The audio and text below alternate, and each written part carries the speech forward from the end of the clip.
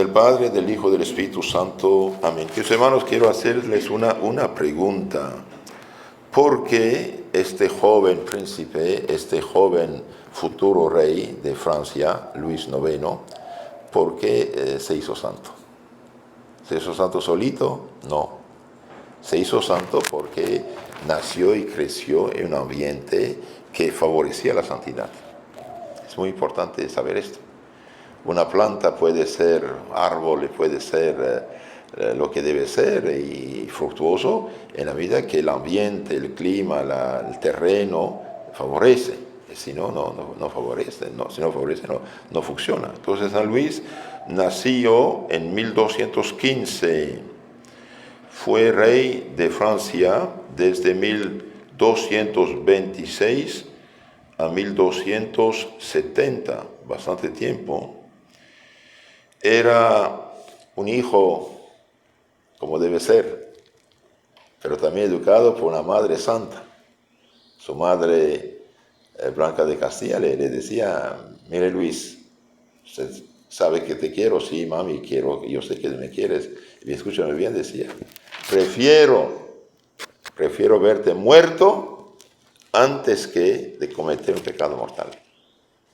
Esto es una madre, Esta es una mujer educadora, una mujer como Dios manda, una madre consciente de su papel de haber recibido ese tesoro que es el niño de la parte de Dios y entregarlo a Dios como Dios manda. Es decir, prefiero verte muerto antes que hacer un pecado mortal. Y esta palabra fue realmente un instrumento de salvación muy poderoso para el joven, el niño Luis, más tarde el joven rey, padre y esposo. Y él mismo se acuerda, cuando dice: estaba yo tentado de hacer pecados, tentado de desviarme del camino. Esta palabra de madre resonaba en mi oído: Luis, prefiero verte muerto antes que cometer un pecado mortal. Y un día de rey, él preguntó a sus gentes, digamos a sus ministros: ¿qué prefieren, ser leprosos o cometer un pecado mortal? Y uno de ellos dijo: prefiero hacer 2 pecados mortales antes que ser leproso. Porque la lepra es una enfermedad contagiosa. Por ejemplo, cae la nariz, cae en los labios, cae la oreja, cae en los ojos, uno queda podrido viviente.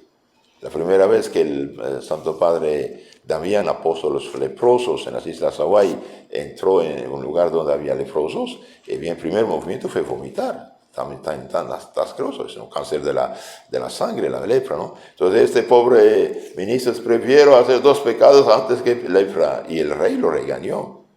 Lo regañó fuerte. Dice: ¿cómo usted va a ofender a Dios y poner tu alma inmortal en riesgo de caer en el infierno eterno, entregada a los demonios, como un cordero a los leones? Que la lepra, un leproso puede ser leproso, enfermo, y sanarse, y salvarse, y santificarse, y ser santo.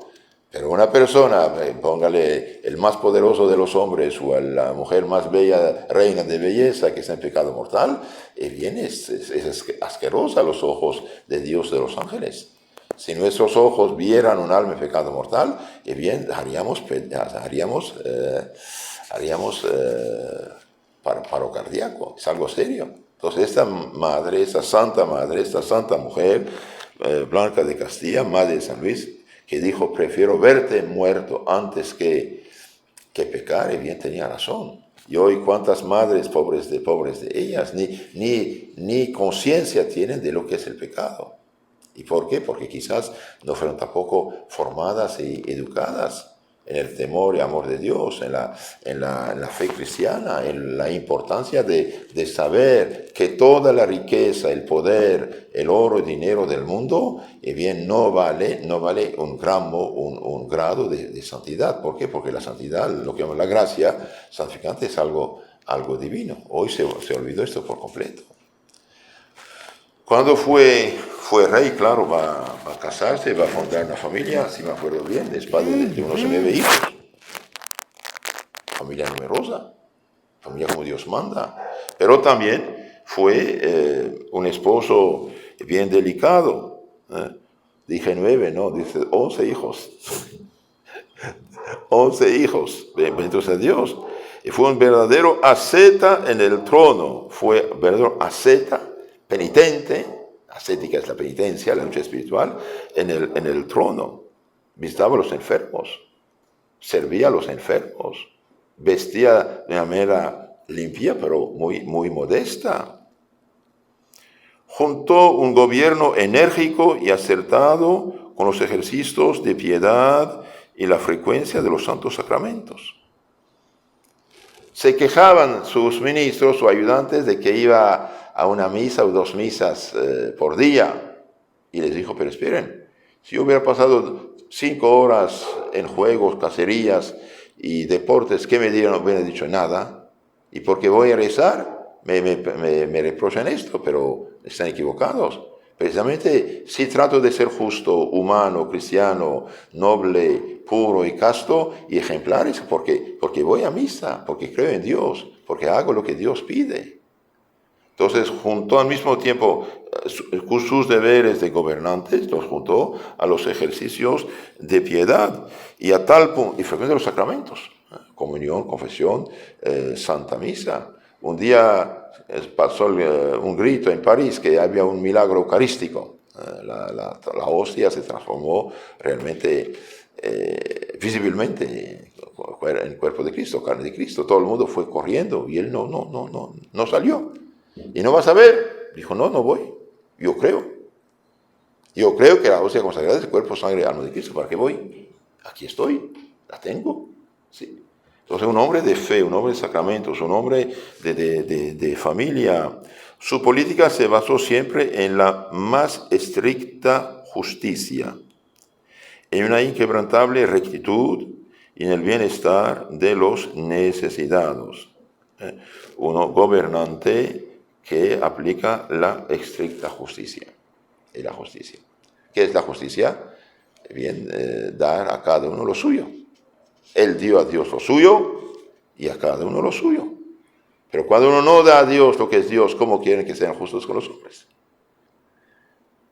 Más tarde, en esta misma Francia, que fue educada durante varios siglos en los autores paganos, bien la mentalidad de la gente se paganizó, los dirigentes se hicieron superficiales, acabaron con la revolución anticristiana llamada francesa, masónica, bien mataron decenas de miles de personas, al punto que hubo el régimen del terror, cualquier pretexto cortaban la cabeza de la gente, eliminaron los mandamientos de Dios y pusieron lo que llamamos derechos humanos. Pero derechos humanos sin Dios, ¿qué vale? Es fácil poner leyes así humanas, pero el cristiano se basa en las 10 palabras, en los 10 mandamientos y ahí los aplica. Y cuando se aplican los 10 mandamientos, se aplican y se respetan los derechos humanos, claro. Entonces su política fue basada en la más estricta justicia, en una inquebrantable rectitud, a tal punto cuando había problemas entre los estados, los gobiernos, los políticos de su tiempo, y bien iban al tribunal de San Luis, porque sabían que es un hombre justo, no iba a tomar parte de nadie, la justicia, la rectitud, cada quien lo suyo, rectitud. Y también trabajó para el bienestar de los necesitados. Él trabajó, sí, bastante en esta materia. Hizo conventos, hizo hospitales, hizo lo que podía hacer, lo hizo. Entonces, los bienes públicos del Estado deben ser utilizados para el pueblo, la necesidad del pueblo, y no cuentas personales, ¿no? Emprendió también 2 cruzadas hacia los lugares santos. ¿Por qué? Y porque ustedes saben que todo el Medio Oriente, lo que llamamos hoy Egipto, Palestina, Siria, Líbano, Jordania, Turquía actual, África del Norte, eran países cristianos. Los musulmanes los conquistaron con la guerra, el incendio, el terror. Todos esos países eran católicos, eran cristianos, eran evangelizados desde el primer siglo. Los musulmanes empezaron su región en el año 622. En 634 empezaron a entrar en Siria. Es verdad que hubo una guerra tremenda que agotó el imperio bizantino romano de Oriente, el imperio persa, y cuando los musulmanes atacaron, estos dos imperios estaban agotados. Por eso conquistaron tan rápidamente, tan fácilmente, y la gente también que no estaba contenta pues, colaboró con los invasores, pensando que su suerte iba mejor. Entonces los musulmanes conquistaron 634 Siria, 641 Egipto, 670, 80, 90 África del Norte, país de Santo Agustín, San Cipriano, Tertuliano, 711 entraron en España y finalmente en 1071 los turcos entraron en lo que va a ser Turquía actual y van a eliminar el cristianismo poco a poco. Por esto el Papa Urbano II en 1095 declaró las cruzadas para rechazar el peligro musulmán. Y a tal punto este Papa tuvo razón y era un genio político, militar y religioso que los musulmanes, después de haber vencido los cruzados, por desgracia, los cruzados ganaron, libertaron Jerusalén en 1099, pero un poco antes de 1300 fueron finalmente vencidos por ser poco numerosos. El Islam tomó toda la Tierra Santa, toda la Siria y todo lo que es Asia Menor, Turquía actual, y entró en Europa. Y durante 5 siglos, y bien el cuidado número uno, preocupación angustiante de los papas era proteger Europa Occidental. Y sí, entonces este acuerdo de las cruzadas no fue un ataque cristiano contra los musulmanes, más bien fue el contra-jihad cristiano contra los musulmanes, que para parar un peligro. A tal punto que era justo lo que el Papa ha visto, es que después del fracaso de las cruzadas, conquistaron los turcos Constantinopla en 1453, conquistaron Grecia, conquistaron Bulgaria, conquistaron Albania, y islamizaron varios de esos pueblos. Cuando conquistaban una ciudad y llevaban 20, 30, 40 mil personas como esclavos para venderlos en los mercados. Tenemos que saber esa cosa también. La gente no sabe, pero critica. Entonces San Luis hizo 2 cruzadas, una en Tierra Santa y la otra en África del Norte. Querían libertar el país de San Agustín, etc., pero por desgracia murió en la peste, en la segunda cruzada, murió en la peste en el año 1270. Entonces San Luis, a la vez rey, a la vez cristiano, a la vez hombre como debe de ser, a la vez padre de 11 hijos, sí. Crezcan, multiplícanse. No dijo esterilícense o cuídense o opérense, más bien castrense. Crezcan y multiplíquense. Y mientras Francia fue realmente dirigida por gente como San Luis, y bien fue la hija mayor de la iglesia, protectora del catolicismo. Y cuando empezaron ya a no seguir la fe, que pasó una decadencia, y ahora Francia está moribunda. Toda la política de los últimos presidentes está para matanza de los franceses con el aborto, divorcio, etc. Y invasión islámica desde fuera. ¿Qué va a pasar? Dios sabe, pero tal cual andan muy mal. Entonces, los dirigentes deben consagrar el poder al bien común, al bien común, y también, mientras más cristianos, mejor.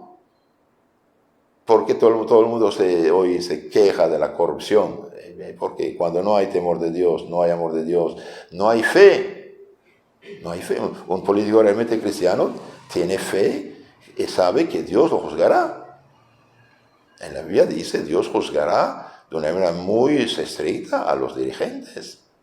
Entonces, queridos hermanos, todos, chicos y grandes, hermanito, hermanita, padre, madre, tenemos que dar cuentas a Dios, porque si siempre mandamos a alguien, ¿no?